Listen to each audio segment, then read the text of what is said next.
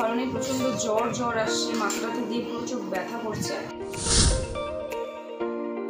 Good morning, শুরু করছে একটা নতুন সকালের সাথে একটা নতুন ব্লগ। তো দেখতে থাকো, ব্লগটা খুব ইন্টারেস্টিং হতে চলেছে। সকাল সকাল আমার বউ উঠে গেছে আর এখন চা বানাচ্ছে, চাটা খাবো। এদিকে আমিও রেডি হয়ে গেছি দোকানে যাব বলে। আউটফিটটা কি ভালো লাগছে দেখো তো বন্ধুরা। এটা একটা কার্গো প্যান্ট আর এটা একটা ওভার সাইজ টি শার্ট। কেমন লাগছে একটু আমাকে কমেন্টে জানিও। এটা রয়েছে আমার বাবার ছবি। উনি 2013 সালে আমাদেরকে ছেড়ে চলে গেছিলেন।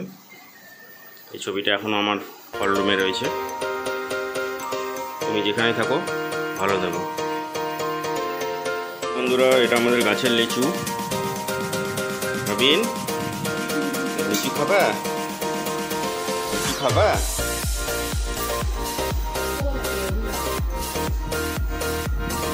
এটা গাছের লিচু তো আমার।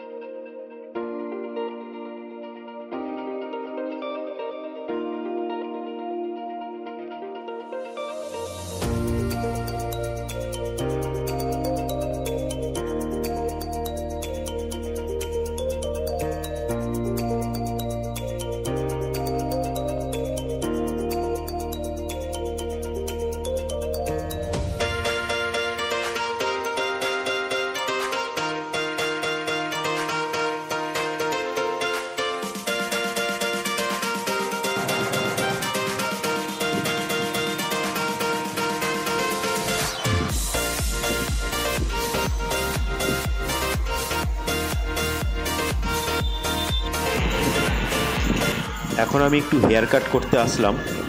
নতুন একটু স্টাইল করতে হবে, ব্লগিং করছি তো তাই।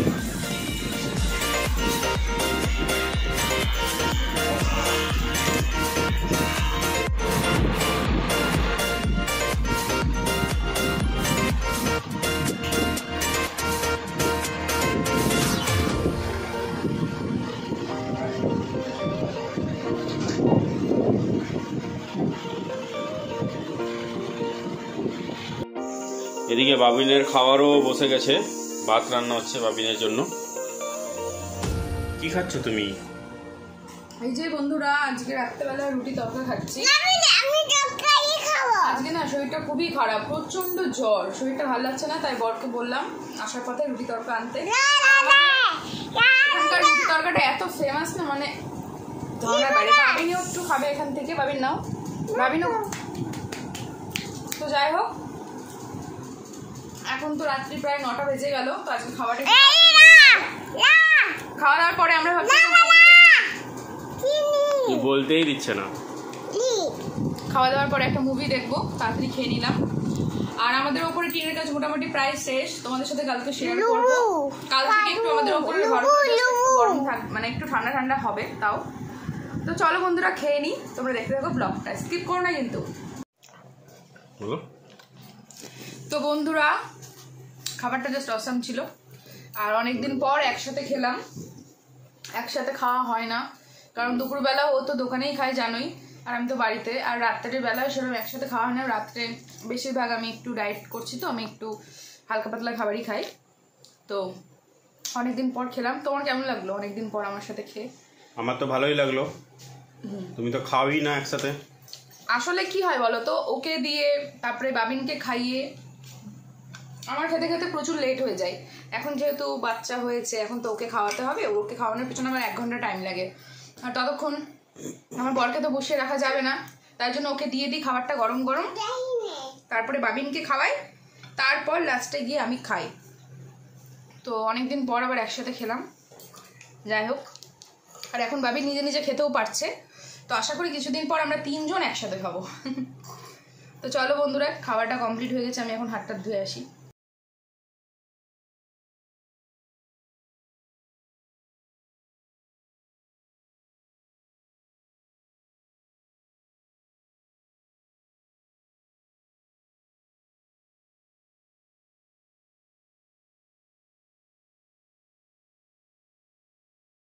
বাবিনেরও খাবার চলে এসছে। কি খাবার খাচ্ছে? এখন বাবিনের জন্য করেছি ফেনা ভাত, মানে আলু ডাল আর ভাত, মানে চাল, ওটা দিয়ে ফেনা ভাত। তো এখন এমনি খাওয়ালে প্রচণ্ড ব্যাকনা করবে, তাই টেস্ট করে নিয়েছি খাবারটা, তাড়াতাড়ি খেয়ে নেবে। আমার আজকে বললামই শরীরটা ভালো নেই, শরীরটা একদম ভালো নেই, প্রচণ্ড জ্বর আসছে, মাথা টাথা দিয়ে পুরো চোখ ব্যথা করছে। তো এই খাবারটা ওকে এখন খাইয়ে দিয়ে আমি ঘুমোবো জাস্ট। আর তোমরা ব্যাকগ্রাউন্ডটা দেখে ভাবছোই যে এখানে কেন এরকম প্লাস্টার করা, কারণ এটা ড্যাম্প ওয়াল হয়ে গেছিলো আমাদের, তো এটাকে প্লাস্টার করে রিপেয়ারিং করা হয়েছে, কারণ রিপেয়ারিং না করলে ডেকোরেশনে প্রবলেম হতো। তো এই রুমটারও যেটা দেখছো ভিউটা, এটা ডেকোরেশন হবে যখন, তখন এগুলো কিচ্ছু থাকবে না, মানে সব প্যানেল দিয়ে কভার হয়ে যাবে। আর তোমাদেরকে আগের ভিডিওতেও আমি বলেছিলাম যে এগুলো যা আছে এগুলো সব হচ্ছে কি টাইলস বসে যাবে আমাদের, জানি না কবে বসবে, কিন্তু বসবে অবশ্যই। আর এখানে দেখো, এটা আমাদের বিয়ের পরে পরে আমি এই স্টিকারটা লাগিয়েছিলাম, ঠিক আছে, অনলাইন থেকে পারচেস করে এই স্টিকারটা লাগানো হয়েছিল। আজও এই স্টিকারটা রয়েছে। বাবিন শুধু আজ মাঝে মাঝে এটা শুধু মানে হ্যাঁ হ্যাঁ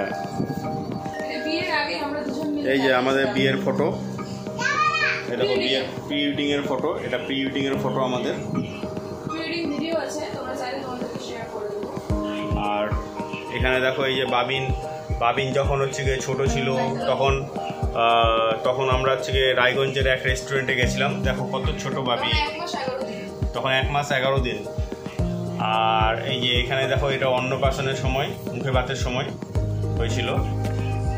আর এই যে বাবিন ওর মায়ের কোলে, দেখো কত ছোট শুয়ে আছে। এগুলো পুরনো কিছু স্মৃতি রয়েছে, যেগুলো ফটো অ্যালবামের মধ্যে বন্দি রয়েছে, যেগুলো আজকে তোমাদের সামনে ভিডিওতে তুলে ধরলাম।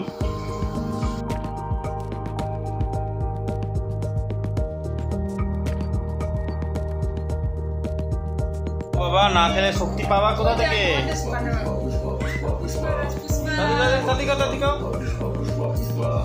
ওই ঘরের যে টিভিটা আছে, এই টিভিটা যে ওই ঘরে চলে যাবে, তো কত হাইটে রাখবো? একটু নিচে রাখবো, কারণ উপরে রাখলে কি হবে, বেশি ভালো দেখতে পাবা।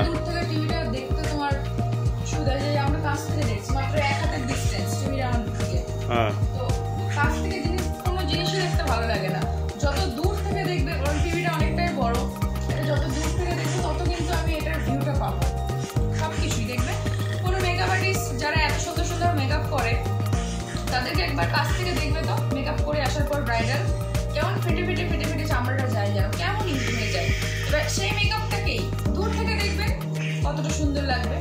তো আমার কথাটা ঠিক না ভুল তোমরা কিন্তু কমেন্ট করে জানিও, আশা করছি তোমরা কমেন্ট করবে। তো এই কথাটা বলো যে কোনো জিনিস কিন্তু কাছ থেকে দেখলে সেটা খারাপ। আরে আমি বলেছিলাম যে টিভিটা উপরে রাখবো না নিচে রাখবো, তো ডিস্টেন্স তো ওটাই থাকছে, ডিস্টেন্সটা তো তোমার 10 ফিটের থাকছেই। সে বুঝলাম, কিন্তু টিভিটা উপরে রাখতে হবে, কারণ শুয়ে শুয়ে টিভিটা দেখার মজা আলাদা একটু। তো নিচে থাকলে কি শুয়ে শুয়ে দেখতে পাবো না? নিচে থাকলে আমাকে ঘরটা নিচু করে টিভিটা দেখতে হবে।